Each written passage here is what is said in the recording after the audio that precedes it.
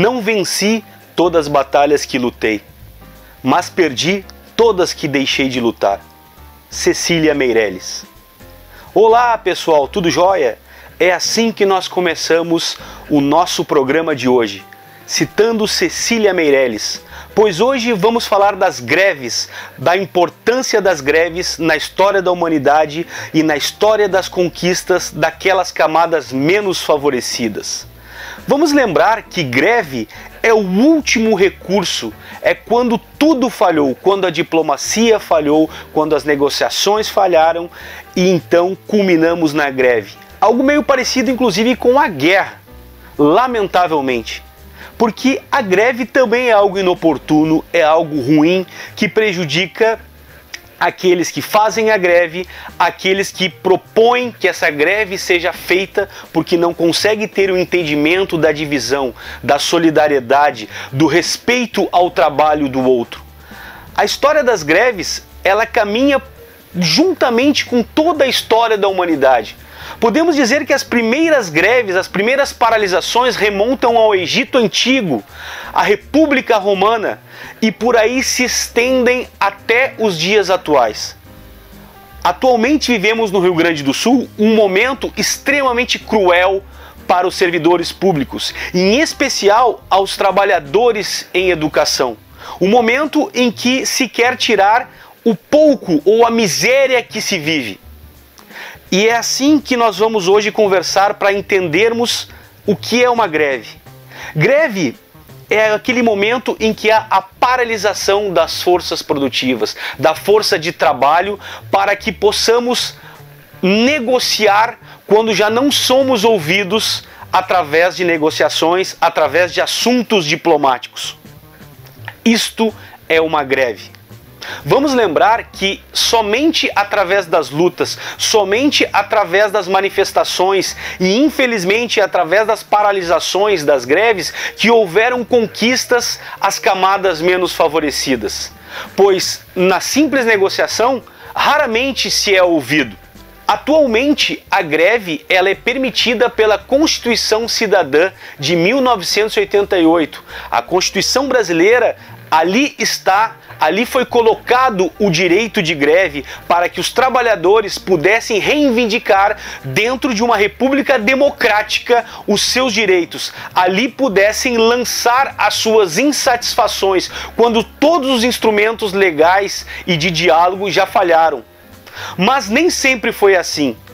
Pois até a Constituição de 1988 e com uma breve exceção na Constituição Brasileira de 1946, as greves sempre foram tratadas como um caso de polícia. As greves sempre foram reprimidas com força bruta, em que o braço armado do Estado, em que a polícia ou o exército foram para cima dos trabalhadores como se estes fossem vândalos, fossem a barbárie, como se esses não estivessem reivindicando o justo direito a uma vida digna, a um salário digno, a dignidade de poder trabalhar e ver o retorno do seu trabalho no âmbito da saúde, da educação, da segurança e do próprio lazer.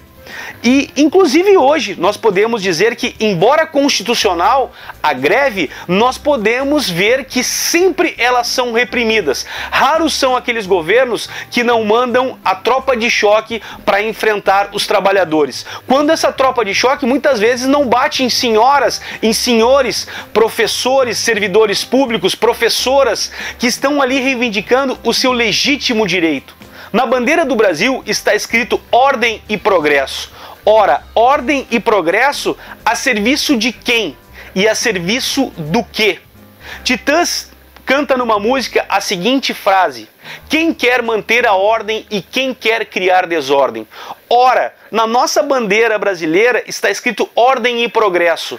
Ordem e progresso a serviço de quem e para quem? Esse progresso é feito apenas para um punhado da população brasileira, enquanto a outra esmagadora maioria da população brasileira vive exatamente das migalhas que caem desse punhado. Porque esse punhado concentra 90% da riqueza brasileira, enquanto que 10% da riqueza brasileira é dividida com a maioria da população. Ora, senhoras e senhores, está mais do que na hora de nós tomarmos consciência da coletividade, consciência da divisão das riquezas desse país. Um país gigante, um país com uma biodiversidade maravilhosa, um país com as maiores taxas tributárias. E quem paga isso, quem paga essas taxas tributárias, somos nós, a maioria da população mais humilde. E somos nós, professores, somos nós, servidores públicos, a maioria, aliás, desses servidores públicos que vivem com uma fatia minúscula, enquanto existem sim servidores públicos que têm uma folha de pagamento enorme, uma folha de pagamento vasta, um salário de rei. Ora, vamos pensar sobre isso. Você que acha que a greve é coisa de bagunça, você acha que a greve é coisa de vândalo, é coisa de desordeiro, pare para pensar e refletir sobre isso. Se coloque no lugar daquele profissional que trabalha 8, 10, 12 horas e que chega em casa de mãos abanando, que mal consegue suprir a comida do mês, quando consegue suprir a comida do mês. É nesse aspecto que nós fazemos a nossa crítica.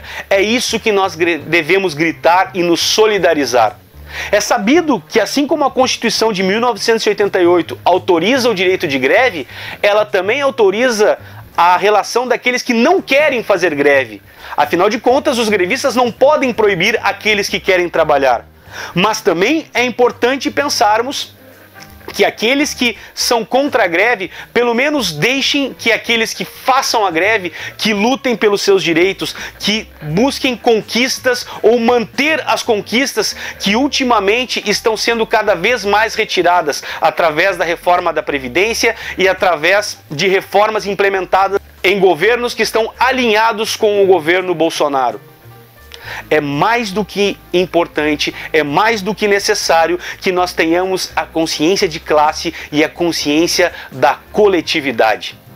E para vocês que não conseguem perceber a importância das lutas, o quanto nós conseguimos ao longo da história da humanidade atingirmos conquista que certamente nós não estaríamos desfrutando delas e manter essas conquistas somente através das nossas greves, das paralisações, das reivindicações. Foi com muito sangue, suor, lágrimas e muitos companheiros tombaram para que nós pudéssemos conseguir os direitos e as garantias que nós temos hoje.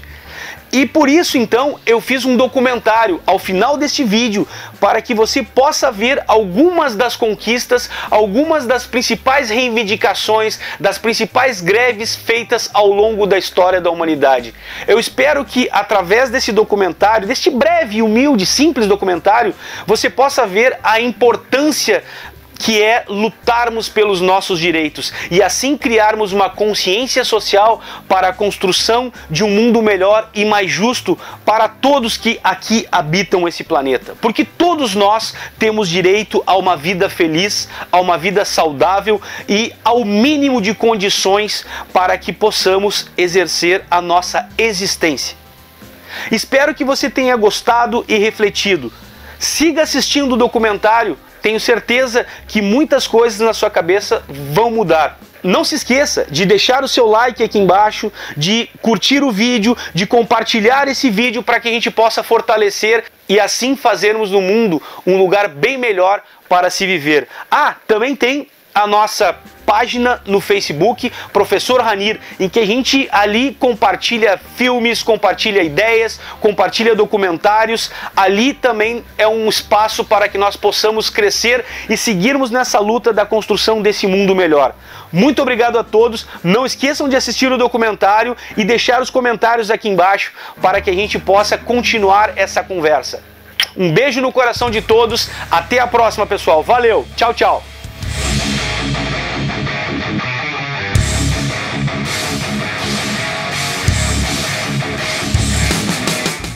Como podemos nos posicionar politicamente, socialmente? Como podemos criar consciência de classe se não conhecemos a nossa história? Então, para conhecermos a nossa história, eu te convido a que nós possamos refletir. Afinal de contas, o que é uma greve? A greve é um instrumento de pressão coletiva dos trabalhadores. Consiste em um exercício de poder que já é tradição em países democráticos, entre eles o Brasil. A greve deve se desenvolver pela organização dos sindicatos, já que este é uma associação de trabalhadores que busca atender aos interesses de seus associados, lutando por melhores condições para toda a sua categoria. Mas vamos procurar entender que a greve não é algo recente. Para se ter uma ideia, a greve remonta à Idade Antiga. Vamos fazer então um apanhado das principais greves ao longo da história da humanidade. Greve de artesãos no Egito Antigo. Considerada a greve mais antiga da história, em 1152 a.C., artesãos ligados ao faraó demonstram seu descontentamento após um atraso de quase um mês no seu pagamento. Assim, os trabalhadores ligados à construção, principalmente de templos e necrópolis, largaram as ferramentas e rumaram sentido ao governo, exigindo seus provimentos. Secessão da plebe. Esta é considerada a primeira greve geral da história da humanidade. Durante a República Romana, entre os anos de 495 e 494 a.C., plebeus descontentes com o autoritarismo, com a falta de participação política e principalmente com a escravidão por dívidas, a qual lhes afligia durante a República Romana, resolveram então fazer a sua greve geral. Retirando-se para a região do Monte Sacro, lá negaram-se a participar do exército, a abrir suas lojas, a trabalhar com seus artesanatos, deixando os patrícios apavorados e abandonados na Roma antiga. Isso fez com que mudanças significativas acontecessem naquele período, pois os plebeus, a partir da negociação, conseguiram conquistar muitos direitos, entre eles a participação política, onde houve a criação do cargo de tribuno da plebe.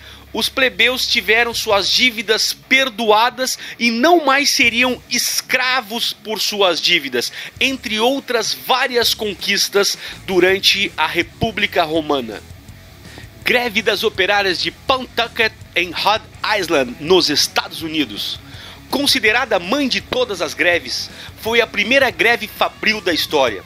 Um grupo de 102 trabalhadoras deixaram seus teares depois que os proprietários da indústria têxtil de Pawtucket, nos Estados Unidos, anunciaram a redução de seus salários e o aumento de 1 hora por dia na jornada de trabalho. As trabalhadoras votaram pelo retorno ao trabalho após os antigos valores salariais serem restabelecidos. O movimento se espalhou pela cidade e contou com a participação de homens e crianças operárias, fazendeiros e artesãos. 1º de maio, Dia do Trabalho. Se você pode ficar em casa ou pode sair para as ruas no dia 1º de maio para fazer a sua manifestação, para exigir direitos e garantias, saiba que isso começou há aproximadamente 130 anos. Onde trabalhadores nos Estados Unidos, no ano de 1886, realizaram a sua mais importante greve geral. Com a participação de mais de 200 mil trabalhadores, o movimento começou após um funcionário da ferroviária Union Pacific ser demitido após ir a uma reunião sindical. A paralisação então começou a reivindicar direitos trabalhistas, como uma jornada de trabalho de no máximo 8 horas diárias, entre outras reivindicações. Alguns trabalhadores ficaram sem trabalhar por até 2 meses, o que resultou na criação da Central Sindical Americana. As origens do Dia Internacional da Mulher também estão ligados aos movimentos operários de mulheres que saíram às ruas ou no chão da fábrica, lutavam e clamavam por seus direitos. E muitas delas tiveram suas vidas ceifadas. Embora se atribua equivocadamente ao incêndio ocorrido em 8 de março de 1857 em uma fábrica têxtil na cidade de Nova York, esta é uma informação equivocada, pois, embora tenha havido sim um incêndio em uma fábrica de tecidos em Nova York, ele aconteceu no dia 25 de março de 1911, às 17 horas, na Triangle Shipyard Company e vitimou 146 pessoas, sendo 125 mulheres e 21 homens. A maior parte dos mortos era constituída de judeus. A esse cenário trágico somou-se o agravante de que alguns proprietários de fábricas na época, incluindo da Triangle, usaram como forma de contenção de motins e greves o artifício de trancar os funcionários na hora do expediente. No momento em que a Triangle pegou fogo, as portas estavam trancadas. Contudo, o Dia Internacional da Mulher possivelmente começaria com a Grande Passeata das Mulheres em 26 de fevereiro de 1909, em Nova York. Naquele dia, cerca de 15 mil mulheres marcharam nas ruas da cidade por melhores condições de trabalho.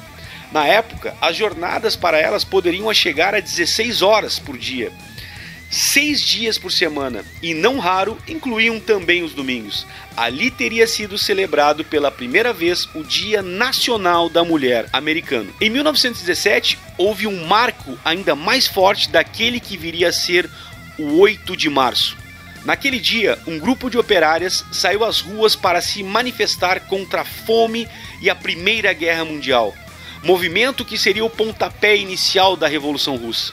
O protesto aconteceu em 23 de fevereiro pelo antigo calendário russo, 8 de março no calendário gregoriano, que os soviéticos adotariam em 1918 e é utilizado pela maioria dos países do mundo hoje.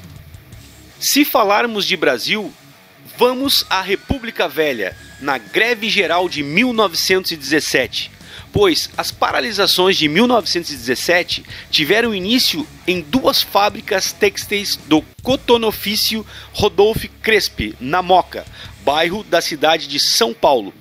Foram motivadas pelo aumento do custo de vida, pelas más condições de trabalho, comuns entre a classe operária brasileira, em especial das mulheres, que além das longas jornadas de trabalho que chegavam a 16 horas, tinham que conviver com o assédio de suas chefias imediatas.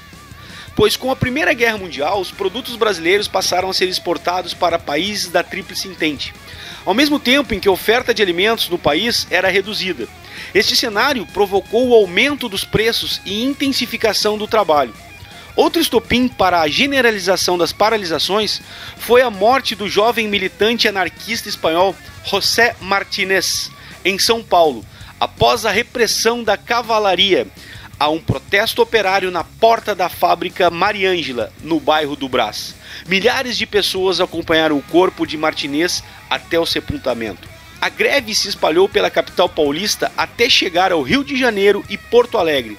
Armazéns foram saqueados e veículos incendiados. As ligas operárias e o Comitê de Defesa Proletária, de maioria anarquista e socialista, coordenaram todo esse movimento, reivindicando, entre outras pautas, a abolição da exploração do trabalho de menores de 14 anos, o fim dos turnos noturnos para as mulheres e menores de 18 anos, jornada de trabalho de 8 horas e aumento salarial. Estima-se que cerca de 43.800 trabalhadores tenham aderido ao movimento, somente em São Paulo. Greve geral na França, que resultou no movimento de maio de 1968. O icônico maio de 1968 combinou uma greve geral de trabalhadores. Aproximadamente 2/3 aderiram ao movimento. Com a revolta estudantil nas universidades e escolas secundárias que lutavam pela reforma da educação. O ápice do movimento levou à mobilização de 9 milhões de pessoas.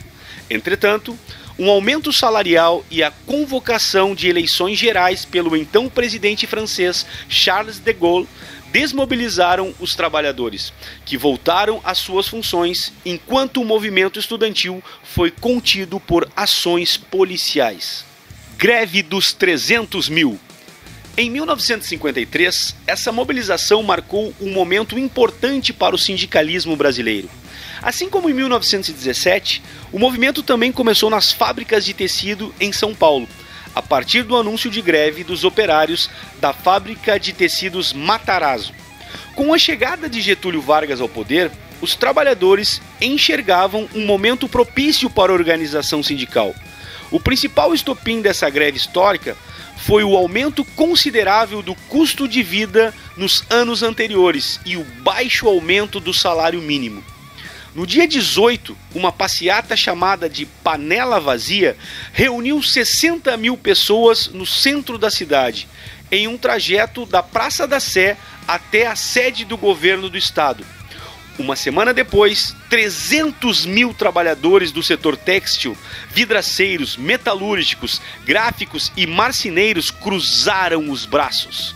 As greves gerais sempre colocaram o governo em questão, por ser um movimento de conjunto da classe trabalhadora. Além da pauta econômica, que via de regra detonava a mobilização e a preparação das greves gerais, ela acabava tendo um impacto político muito grande. Apesar de 400 grevistas terem sido demitidos após o fim da greve, os trabalhadores conseguiram 32% de aumento salarial e a indicação de João Goulart, que futuramente seria eleito presidente, para o Ministério do Trabalho do governo Vargas. Greve dos metalúrgicos do ABC Paulista. O fim do milagre econômico, aquele período de crescimento de 2 dígitos na economia brasileira, associado a uma inflação elevada, deixou os trabalhadores das metalúrgicas da região do ABC Paulista insatisfeitos. Em 1978, foi realizada a primeira paralisação na fábrica da Scania, que depois seguiu-se a Volks, a Mercedes-Benz e a Ford, entre outras empresas, com a reivindicação do aumento salarial de 20%, o que era para ser um movimento para melhorar as condições econômicas dos trabalhadores, acabou tornando-se um protesto contra o regime militar brasileiro. O auge das greves foi em 1980, quando 300 mil metalúrgicos interromperam as atividades por 41 dias. No mesmo ano, Luiz Inácio Lula da Silva, cuja liderança e carreira política foram impulsionados pelas greves, foi preso pelo governo militar, enquadrado na Lei de Segurança Nacional. E a greve foi dada como ilegal, segundo o pedido da Federação das Indústrias do Estado de São Paulo, a chamada Fiesp.